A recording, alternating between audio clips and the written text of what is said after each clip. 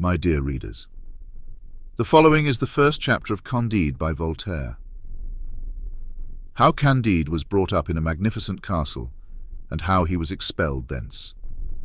In a castle of Westphalia belonging to the Baron of Thunder-ten-Tronckh lived a youth, whom nature had endowed with the most gentle manners. His countenance was a true picture of his soul. He combined a true judgment with simplicity of spirit, which was the reason, I apprehend, of his being called Candide.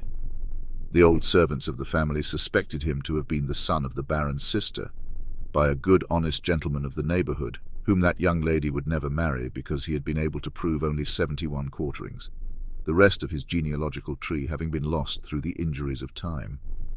The Baron was one of the most powerful lords in Westphalia, for his castle had not only a gate, but windows. His great hall even was hung with tapestry. All the dogs of his farmyards formed a pack of hounds at need. His grooms were his huntsmen, and the curate of the village was his grand almoner. They called him my lord, and laughed at all his stories. The Baron's lady weighed about 350 pounds, and was therefore a person of great consideration, and she did the honours of the house with a dignity that commanded still greater respect. Her daughter Cunegonde was 17 years of age, fresh-coloured, comely, plump, and desirable. The Baron's son seemed to be in every respect worthy of his father. The preceptor Pangloss was the oracle of the family, and little Candide heard his lessons with all the good faith of his age and character. Pangloss was professor of Metaphysico-Theologico-Cosmolo-Nigolo-Gii.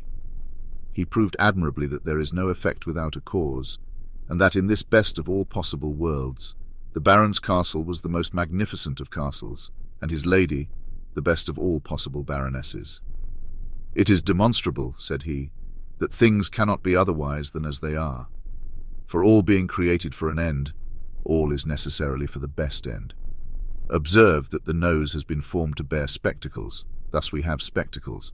Legs are visibly designed for stockings, and we have stockings. Stones were made to be hewn and to construct castles, therefore my lord has a magnificent castle, for the greatest baron in the province ought to be the best lodged.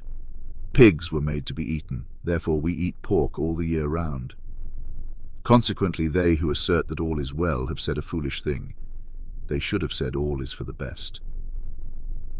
Candide listened attentively, and believed innocently, for he thought Miss Cunegonde extremely beautiful, though he never had the courage to tell her so.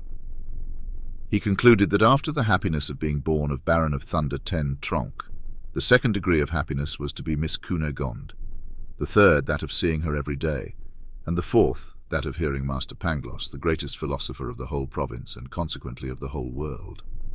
One day Cunegonde, while walking near the castle in a little wood which they called a park, saw between the bushes Dr. Pangloss giving a lesson in experimental natural philosophy to her mother's chambermaid, a little brown wench, very pretty and very docile. As Miss Cunegonde had a great disposition for the sciences, she breathlessly observed the repeated experiments of which she was a witness. She clearly perceived the force of the doctor's reasons, the effects and the causes. She turned back greatly flurried, quite pensive, and filled with the desire to be learned, dreaming that she might well be a sufficient reason for young Candide, and he for her. She met Candide on reaching the castle and blushed. Candide blushed also. She wished him good morrow in a faltering tone, and Candide spoke to her without knowing what he said. The next day after dinner, as they went from table, Cunegonde and Candide found themselves behind a screen. Cunegonde let fall her handkerchief. Candide picked it up. She took him innocently by the hand. The youth as innocently kissed the young lady's hand with particular vivacity, sensibility, and grace. Their lips met, their eyes sparkled, their knees trembled, their hands strayed. Baron Thunder-ten-Tronckh passed near the screen, and beholding this cause and effect, chased Candide from the castle with great kicks on the backside. Cunegonde fainted away.